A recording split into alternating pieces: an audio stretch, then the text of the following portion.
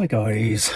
Well, I literally don't know what I'm going to say, other than it just struck me as an important day to say something, given that it's World Suicide Prevention Day. Obviously, suicide affects men and women. It's a broad, unfortunate umbrella in terms of an experience. We, as a family, we've experienced several suicides of both men and women, different members of the family. You know, one can't even begin to describe or explain or get close to putting into words, you know, how suicide impacts on all those left behind. I think one of the most important things to say about suicide, though, I have never tried to commit suicide, but I have, on a few occasions at the darkest points in my life, struggled with the desire to be here or stay here. So you could argue, the suicide ideation has certainly been part of my story.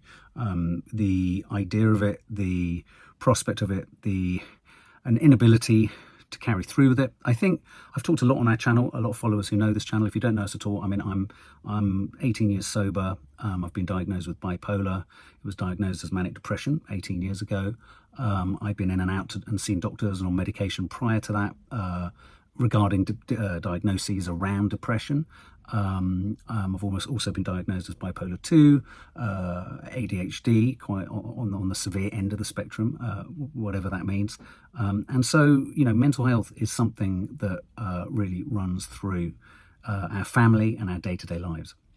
I've often said and often talked about in terms of addiction, I do think addiction of all forms is often an outward expression of often more profound underlying issues around trauma, which in and of themselves can be the catalysts and the cause and the motivators, if you like, of certain diagnostic kind of conditions.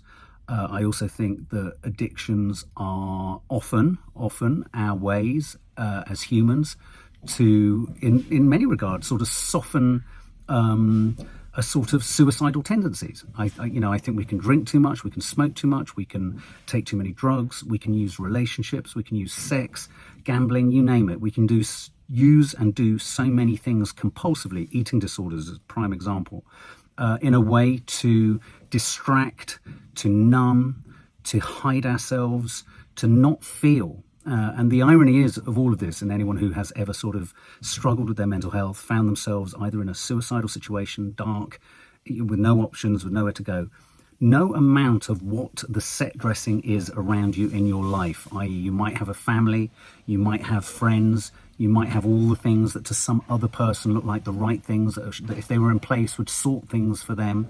You might have, you know, as I say, the set dressing, the props, the aspects of your life that would suggest to some people that you shouldn't be feeling things. There are no shoulds about how you feel with your mental health. I was talking to a dear friend earlier this week. We weren't talking at all about the potential of feeling suicidal or anything like that, but we were talking about our mental health as men. And I do think that there are not only societal pressures on men, there are also personal pressures. I think there is a collective, unspoken about silence amongst even the most well-meaning men who would say that it's important to talk. And I put myself in that category too. I'm a big proponent of sharing, of a problem shared as a problem halved, of the importance of group therapy and chat. And yet I too, I'm sitting right here, right now, in a situation where I haven't attended to the one obvious thing that I can do as a recovering alcoholic addict, which is to go to an AA meeting more regularly and reconnect with other people. Connection, sharing, believing that what you're feeling, what you're experiencing, is not just your experience, it's something that relates to other people. That can be instrumental and crucial in removing feelings of shame and guilt. You know, when you feel suicidal, it is not about wanting to do something selfish. It is about the genuine belief in many different ways that you simply either can't bear the pain of living, or you can't bear the pain that you living brings to bear on those that you love. So it's a really tricky one, that, because, you know, you can be parked within a really fizzy, wonderful, you know, stimulating, loving family. But if you are out of step with that because of your mental health for whatever reasons, and they're all justified, for whatever reasons you feel out of step with that, you can feel like all those things that, as I said before, again, look like the greatest things to have and the greatest things to be in possession of and to be at the center of, they can in and of themselves be the very thing that can become an even bigger pressure on you feeling like you ought to feel better and be better. It goes back to that age-old idea of, you know, you go on holiday and the pressure is, we've got to be happy, you've got to be happy. It comes to Christmas, got to be happy, got to be happy. And if you're not, you're worried that people are going to think you're miserable, that you're down, that you're indulgent, self-indulgent, all that kind of stuff. Not at all. So, you know, today on World Suicide Prevention Day, just know, if you are struggling, if you are finding, you know, it hard to manage your feelings, manage your head, if you're feeling that sort of motorized anxiety in your chest, like an engine motoring, and as a man, I'm talking as a man too, if you feel, I want to reach out, but I can't reach out, I want to connect, but I can't connect, I want to cry, but I don't want to cry, because actually, not just because other people have put pressure on me not to, but because I put my own pressure on myself. Sometimes the worst judge of ourselves as men, and the worst judges of masculinity around mental health, come from just us, because we write the script that we think is out there. We write the script that we think everyone else is reading from. And often when you reach out and you ask for help and you share and you connect, it's staggering to hear how like what you're going through so many people's experiences are. So yeah, you know, there are the Samaritans. There's this wonderful charity called James Place. James, as in James, James's Place, is another charity. They have offices in Liverpool and London. Shout is another charity. We'll pop all the details underneath this, but I just wanted to say, if you're struggling, if you're feeling alone, if you're, you know, flapping around on social media, on YouTube and what have you, you're feeling that anxiety, you're feeling that sort of sense of dread, you feel a sort of like you're in a deep hole of some sort. Do you know what? So many people are feeling that. And sometimes I think because we feel we must be on our own with it and we can't turn to others, when we can, it's at those points that we potentially feel that there's only one awful other choice to be made, and there doesn't have to be. And as I say, you don't need to be on the brink of having suicidal thoughts. You can be at a place of simply not wanting to live anymore. And I've been there, where you know that if something or someone or somehow something could remove your capacity to feel anymore, you would embrace it as quickly as you could. Don't.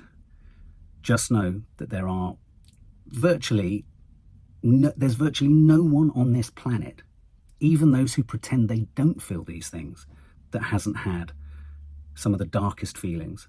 And it's just important, and it's incumbent on all of us to reach out and connect in whatever way you can. And my lesson for myself, I'm saying this as hopefully as some help to some of you guys, my lesson to myself is Monday night, I'm seeing my shrink, but I'm also going to go to my AA meeting, and that is a guarantee to myself, because I need to sit in a room, I need to listen to other people, I need to know that it's not just me, and I need to share, and I need to express myself and just get the poison out, the fears, the anxieties,